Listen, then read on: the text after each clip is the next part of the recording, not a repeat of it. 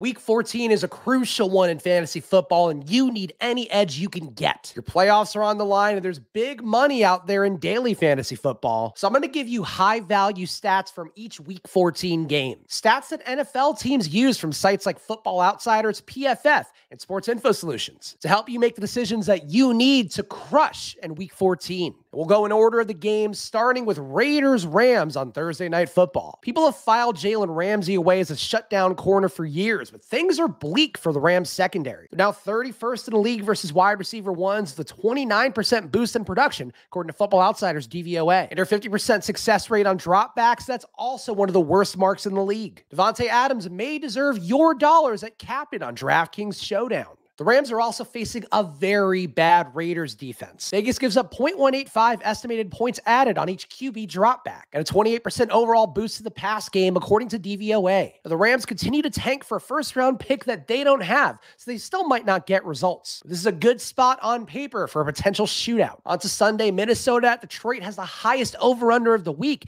and one of the highest of the regular season with a 53-point total. Minnesota should be able to put up points and yards however they choose. Detroit's 0.11 EPA per play allowed is one of the highest marks in the league, and they force punts at a league-low 29% rate. More time on the field means more production during those drives. It could be a Dalvin day, a Justin Jefferson day, or really any player in the Vikings you could talk yourself into. Amon-Ra St. Brown projects as a key player in daily fantasy this week. He's the kind of player that you can talk yourself out of. He's one of the projected highest owned guys on DraftKings, but he could smash as chalk yet again. Minnesota's 29th in the league versus wide receiver ones, the 20% DVOA boost to the position. And they also get crushed when they don't get pressure, allowing a 73% completion rate and 8.3 yards per pass. You could talk yourself out of a popular Amon-Ra, but this doesn't seem like the week to expect him to come back down to earth. Houston's 13.8 implied total from Vegas is one of the lowest of this year. And a 17-point spread favoring Dallas is the highest differential of the year. Maybe Houston can cover a spread that wide, but the league-high 29% pressure rate from Dallas should gobble up Kyle Allen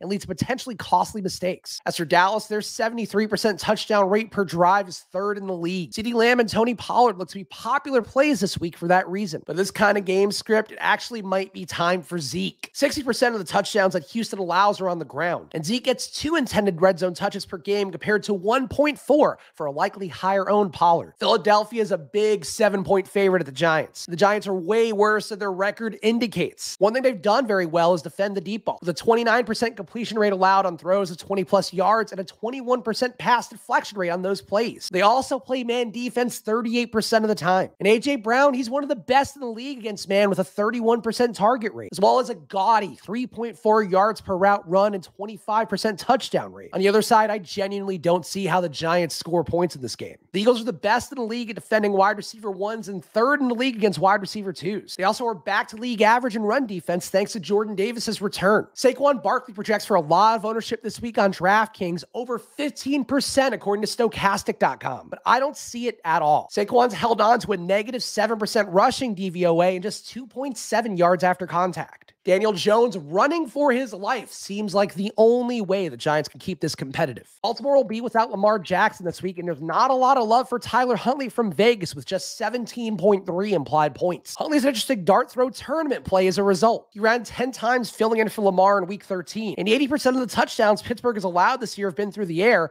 along with 70% of the yardage. Huntley could rack up PPR points for his receivers with 5.5 intended air yards per target. As for Kenny Pickett, he hasn't taken advantage of easy spots at any point this year, but he should have opportunities downfield in this game. Baltimore's 1.1 EPA versus throws of 20+ yards is the worst of any team in week 14, save for their 62% completion rate on those throws. If this game shoots out despite the low over-under, this could be a sneaky game to take multiple pieces from. Zonovan Knight has been a revelation for the Jets so far this season. His 34.5% missed tackle rate is among the highest in the league, and he gets a Tony Pollard-esque 3.7 yards after contact as well. Buffalo's minus 22% rushing defense DVOA is also one of the best marks in the league, so Zonovan may not get there this this week, but he could be a league winner in the next few weeks. The Jets defense has kept them alive in every situation this year. They're top 5 in DVOA versus wide receiver 1s, wide receiver 2s, and tight ends. And they also have a league best minus 0.52 EPA on deep throws. The Bills are great and could beat anybody downfield, but this does feel like a closer game than that 7.5 point spread favoring Buffalo might seem. Jacksonville might not be able to take advantage of it, but Philadelphia showed last week how bad Tennessee is at defending deep passes. Their 1.1 EPA on deep throws and 18% touchdown rate allowed are two of the worst marks in the league. They destroy against opposing rushers, though, with a league-low 33% success rate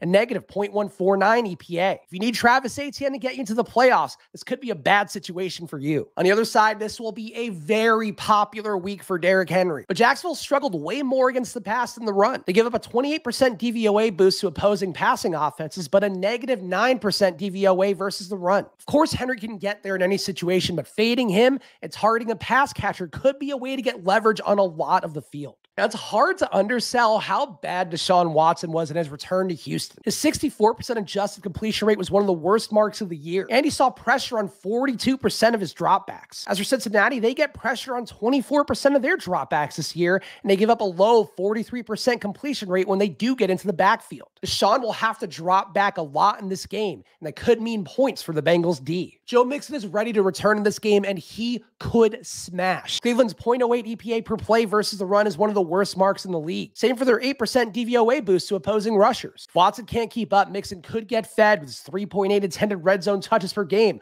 also one of the best marks in the league. And we know now Denver isn't good overall, but their defense could cause issues for Kansas City. They forced 3 and outs at a league best 30% rate and a league best 11% touchdown rate per drive, as well as a low 32% touchdown rate when teams do get into their red zone. Now, the Chiefs should win, but it's hard to feel confident about their fantasy production. The idea of a Denver upset is interesting, but it's hard to undersell how bad Russell Wilson has been so far this year. He has a negative 13% DVOA and impossibly bad 2% touchdown rate on dropbacks. The Chiefs D is soft with a 13% DVOA boost to the pass game. Russ finds ways to fail in every situation, so it's hard to advocate for him ever, even though he is now lower priced on DraftKings than literal backups. We've got a few games left, so before we get to them, if you enjoyed this video, please hit that like button and subscribe. We've got new videos daily here on Splash Play, and I promise it'll make you smarter about fantasy football. And leave a comment down below too. I always reply. Back to the games. Tom Brady bailed out the Bucs big time on Monday night after a brutal first 3 quarters. And now he faces a San Francisco defense that's the best he's faced all year. The Bucs have a season-low 16-point implied points total. And the Niners, they allow a league-low 40% success rate on opponent plays. And they bring a negative 15% DVOA against opposing offenses overall. This could be a big embarrassment for an underperforming Brady and the gang.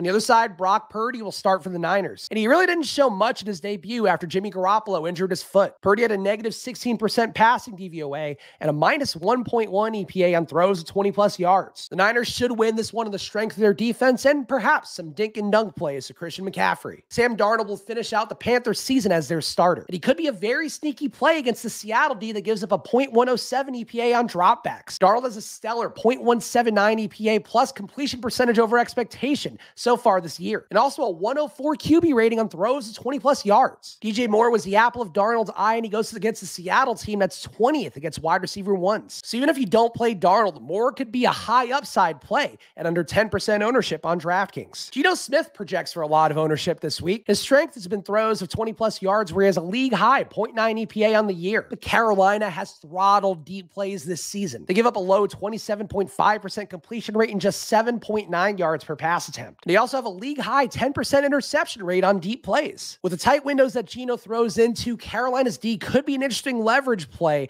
as well as one that correlates well with Deonta Foreman. Sunday Night Football should be a lot of fun with Miami at the Chargers. Dolphins could throw on anyone, as we saw against a much tougher Niners defense, but they could crush on the ground in this one. The Chargers allow a high 45% success rate on run plays, as well as a 5% DVOA boost to opposing rushers. It's a hot hand backfield with Raheem Mostert and Jeff Wilson, but both could be interesting running plays separately or together on a DraftKings showdown slate. Miami's defense has shown some life after their trade deadline moves, but they also allow teams to sustain drives with a low 19% 3-and-out rate and touchdowns on 26% of opponent drives. The Chargers have failed in better matchups, including last week against the Raiders. They have a shockingly low negative 12% offensive DVOA on the year, and I wouldn't expect them to pull off the upset at home. New England faces Arizona on Monday Night Football. This could be a good spot for the New England offense. The Cardinals give up touchdowns on 30% of drives as well as on a nice 69% of red zone visits. Mac Jones is hard to trust always, but Arizona's 53% dropback success rate allowed is the worst in the league. I'd also prepare for a lot of angst between Kyler and Cliff Kingsbury. New England's defense gets pressure at a high 28% rate, and they force QB hurries at a league-high 13% rate. And their negative .09 EPA per play, that's one of the best marks in the league. And on top of that, they also allow a low 42% success rate on opponent dropbacks. Now, good teams can make it work against them, but the 4-8 Cardinals, this could be the thing that buries them for the season. So there you have it, all the data that jumps out in Week 14. So if you found this video useful or at least interesting, please hit that like button and subscribe to Splash Play. And leave a comment down below too with any questions or who you think could smash in Week 14. Follow me at Chris Spags and follow this show at Splash Play Pod. Good luck this week, and I'll see you guys tomorrow for a showdown video on Thursday Night Football.